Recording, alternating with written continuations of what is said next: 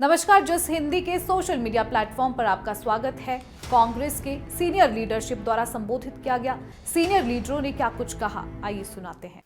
आप देख रहे हैं पीछे ऊपर लिखा हुआ है सबसे पहले आपके पाप।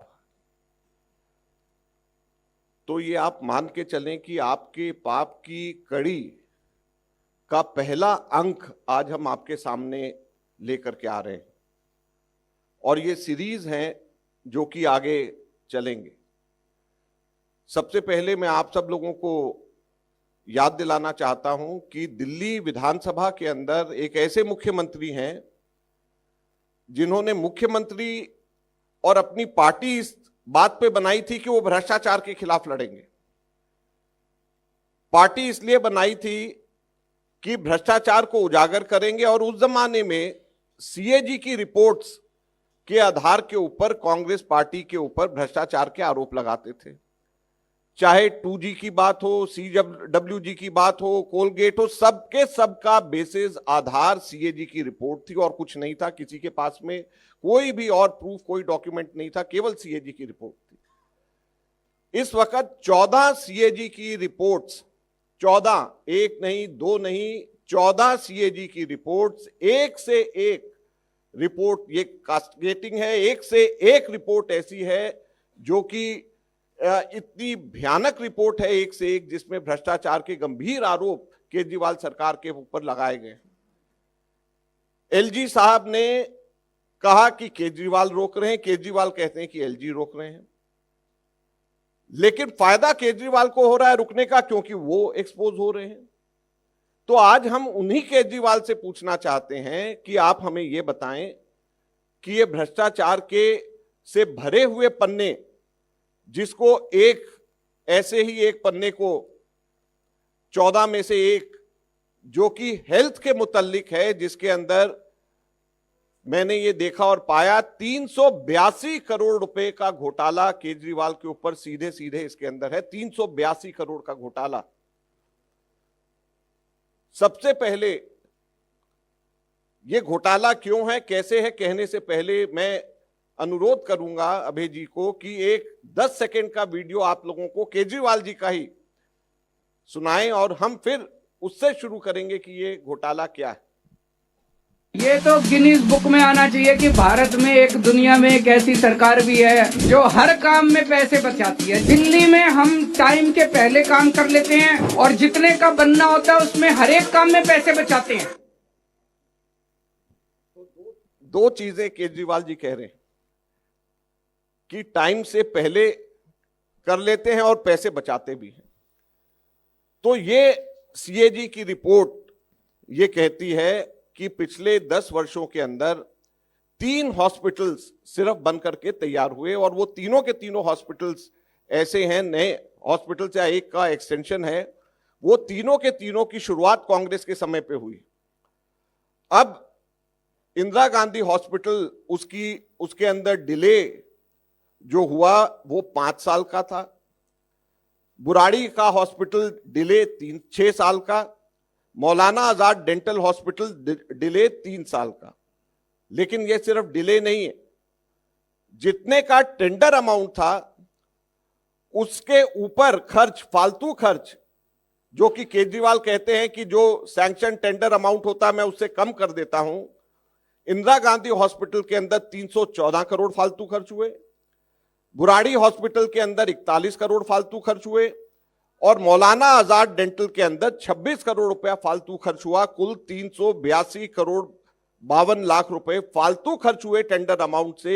ये मैं नहीं कह रहा, ये सीएजी की रिपोर्ट कह रही है और इसलिए केजरीवाल इस सीएजी रिपोर्ट के ऊपर बैठ गया और इसको विधानसभा में पेश नहीं होने दिया। ये मैं सीधे सीधे केजरीवाल साहब की सरकार और केजरीवाल के ऊपर आरोप लगा रहा हूं कि सीएजी रिपोर्ट को रोकने का कारण सबसे बड़ा ये है। और यही नहीं, इस सीएजी की रिपोर्ट ने बहुत सारी और कमियां, जो कि ये कहते हैं कि हमने वर्ल्ड क्लास इंफ्रास्ट्रक्चर तैयार कर दिया, उसके लिए ये कहती है और वो हम एक एक करके आपको बताते हैं। सीएजी का ये कहना है कि 2007 से लेकर 2015 के बीच 15 प्लॉट्स दिल्ली सरकार ने एक्वायर किया और उसमें से एक भी जगह काम शुरू नहीं किया। 15 प्लॉट जहां पे हॉस्पिटल्स बन सकते थे, डिस्पेंसरीज बन सकते थे, वहां पे कहीं पर भी काम शुरू नहीं किया। यही नहीं, 2016-17 से लेकर के 2021-22 तक इंफ्रास्ट्रक्चर प्रोजेक्ट्स में जितने पैसे सैंक्शन हुए उसमें से 2623 करोड़ रुपया लैप्स हो गया, खर्च ही नहीं कर पाए। और ये वो समय है, अगर आप याद रखें, जब कोविड आ रहा था। कोविड से पहले का और कोविड के दौरान और कोविड के बाद का समय केजरीवाल साहब की सरकार का ये क्रिमिनल नेग्लिजेंस है। हम ये कहना चाहेंगे 2623 करोड़ रुपया लैप्स हो गया, जो ये खर्च ही नहीं कर पाए। आज इनको इस चीज का भी जवाब देना पड़ेगा। यही एक कारण था जिसकी वजह से इन्होंने वहां पे सीएजी की रिपोर्ट पेश नहीं करी। कोविड के दौरान कुल केंद्र सरकार से 635 करोड़ रुपए इनको मिले और उसमें से 635 करोड़ में से 360 करोड़ रुपया खर्च ही नहीं कर पाए। दिल्ली में कोविड के दौरान लाशों का अंबार था, हॉस्पिटल बेड्स नहीं थे, आईसीयू नहीं थी, ऑक्सीजन नहीं था, और केंद्र सरकार से जो ग्रांट दिल्ली को मिला उसमें से 56% ये खर्च ही नहीं कर पाए। लैप्स हो गया, जो पैसा इनको सरकार को, केंद्र सरकार को वापस करना पड़ा। तो इससे बड़ा कोई क्रिमिनल नेग्लिजेंस नहीं हो सकता, जहां पर एक और लोग ऑक्सीजन को तरस रहे, बेड्स को तरस रहे, अलग अलग चीजों को कोविड के दौरान तरस रहे। 635 करोड़ में से 360 करोड़ रुपया इनको वापस केंद्र सरकार को कर दिया, जो इनके पास में पैसे आए हुए इनसे खर्च नहीं हुए। आप लोग भी मीडिया के तरफ से बहुत बजट अनाउंसमेंट्स को बड़े बड़े हाईलाइट करके आप लोग लिखते हैं। 2016-17 कोविड से 2 साल पहले से लेकर के 2020-21 तक 4 बजट्स के अंदर इन्होंने अनाउंस किया, अलग अलग बजट्स में, कि हम 32,000 बेड्स दिल्ली के अंदर लेकर के आएंगे, बनाएंगे हॉस्पिटल्स में। किसी साल कहा 10,000 बनाएंगे, किसी साल कहा 15,000 बनाएंगे, किसी साल कहा 3,000 बनाएंगे, किसी साल कहा 5,000 बनाएंगे, ऐसा करके 32,000 बेड। और सब जगह खूब बढ़िया से अखबारों के अंदर हेडलाइंस बटोरी। लेकिन 32,000 बेड्स की अनाउंसमेंट के विरोध में, के अगेंस्ट में कितने टोटल बेड्स बने? मात्र 1,235 बेड, यानी 3.8% की सिर्फ अचीवमेंट। टोटल 32,000 कह रहे हैं और 1,235 बेड सिर्फ बना रहे हैं दिल्ली के अंदर। ये कहीं पर भी किसी ने भी रिसर्च या किसी ने भी आप लोगों ने छापा, ये इस सीएजी की रिपोर्ट के अंदर है, जिसके ऊपर बैठे हुए हैं, जो ये नहीं चाह रहे कि दिल्ली की जनता को पता चले। एक तरफ इनसे पैसे खर्च नहीं हो रहे, एक तरफ ये पैसे वापस कर रहे हैं। सीएजी ने अलग अलग हॉस्पिटल्स के अंदर जाकर के ये देखा कि यहां पर बेड्स के अंदर पेशेंट्स की क्या स्थिति है। आप हैरान हो जाएंगे, दिल्ली के अंदर 9 ऐसे हॉस्पिटल्स हैं जिसके अंदर बेड ऑक्यूपेंसी रेट 101% से 190% है, 101 से 190%। अब आप ये कहेंगे कि 190% कैसे हो गया? 190% ऐसे हो गया, डबल ऐसे हो गया कि एक बेड पे 2-2 पेशेंट लिटाए गए।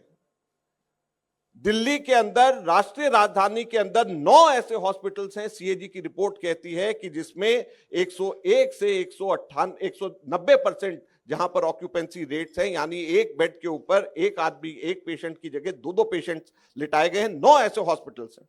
7 ऐसे हॉस्पिटल्स हैं जहां पर 109% से 169% तक की बेड ऑक्यूपेंसी रेट है, वहां पर भी लगभग जो है डबल पेशेंट एक बेड के ऊपर लिटाए गए हैं। यानी दिल्ली में 16 ऐसे हॉस्पिटल्स हैं टोटल 27 में से जहां पर की बेड ऑक्यूपेंसी रेट, जहां पर एक बिस्तरे के ऊपर 2-2 आदमी लिटाए जाते हैं। ये आज दिल्ली के अंदर चिकित्सा की व्यवस्था है। ये सीएजी की रिपोर्ट कहती है, ये मैं नहीं कह रहा हूं।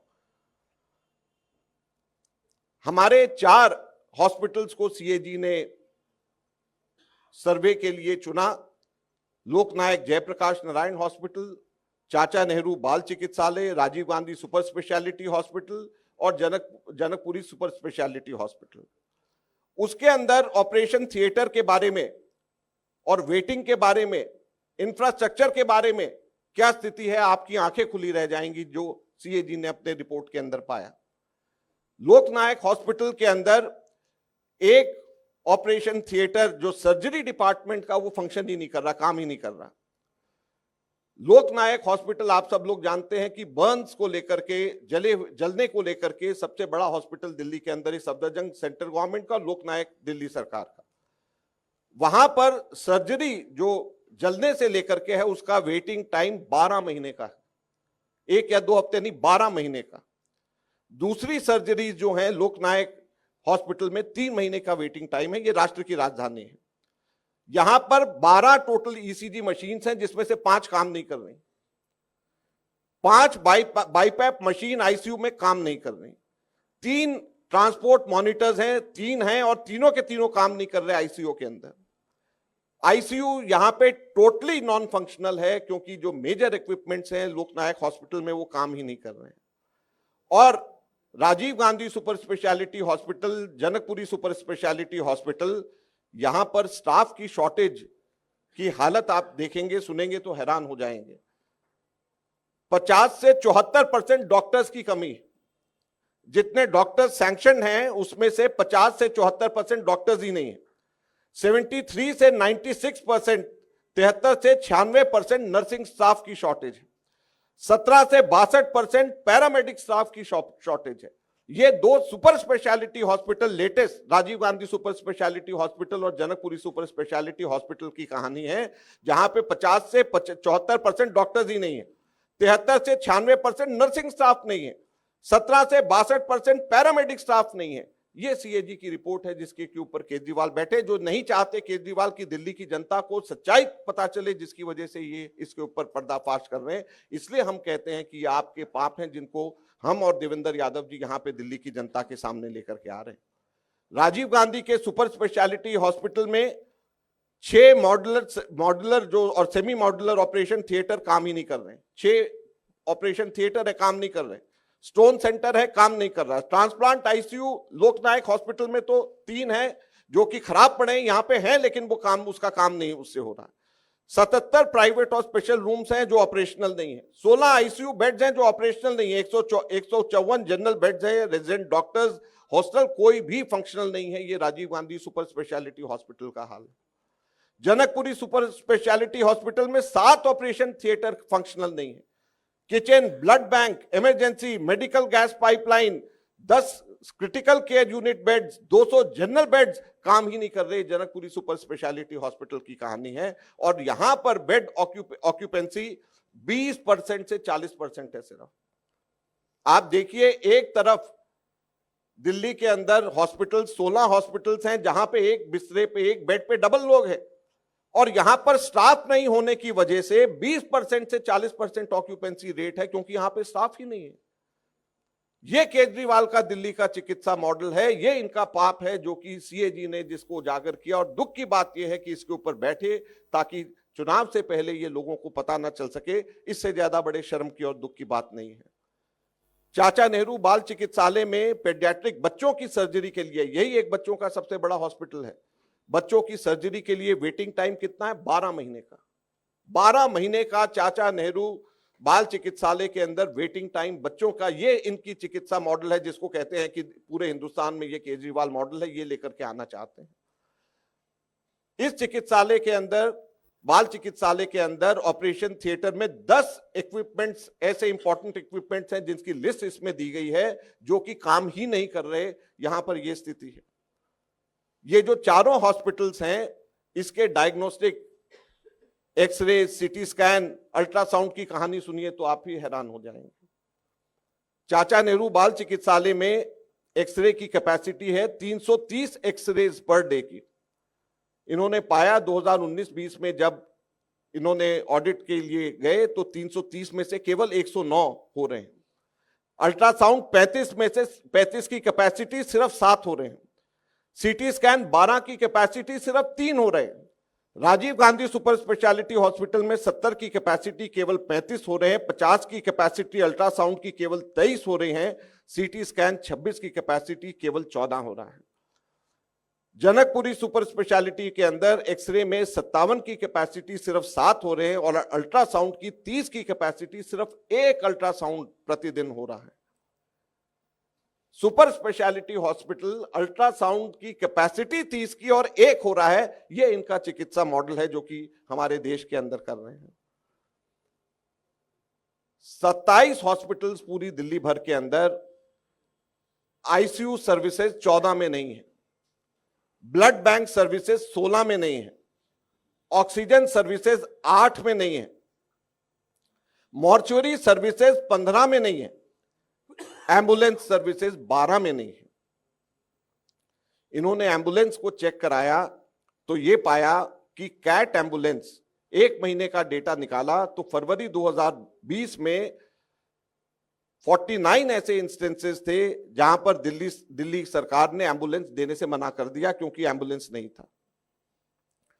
एक टेस्ट चेक करा गया कि कैट एम्बुलेंस में सामान सही है या नहीं है, तो यह पाया गया कि कैट एम्बुलेंस के अंदर कार्डियक मॉनिटर नहीं है, ट्रांसपोर्ट वेंटिलेटर नहीं है। ट्रांसपोर्ट वेंटिलेटर वो होता है जो वेंटिलेटर जिसमें एक पेशेंट वेंटिलेटर पे होता है, उसको वहां से लेकर दूसरी जगह पे वेंटिलेटर में लेकर के जाया जाता है।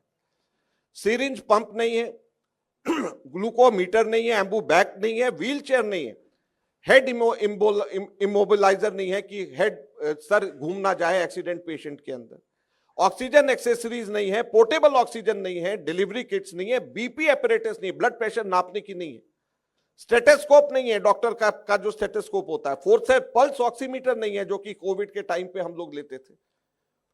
तो मैं इनसे ये पूछना चाहता हूं, जो कैट एम्बुलेंस है या ये शव वाहन है, शव वाहन के अंदर भी सिर्फ सायरन बजता है और वो चलता है, और कैट एम्बुलेंस के अंदर भी अगर कोई चीज नहीं है, ये सारी की सारी चीजें नहीं है, तो वो भी शव वाहन है, कैट एम्बुलेंस नहीं है। और ये मैं नहीं कह रहा, ये सीएजी की रिपोर्ट कह रही है जिसको ये दबा करके बैठे हुए थे। तो आज दुख की बात यह है कि ये सारी चीजों को लेकर के हमें आपके पास में आना पड़ रहा है, जो असेंबली में डिबेट और डिस्कस होना चाहिए था।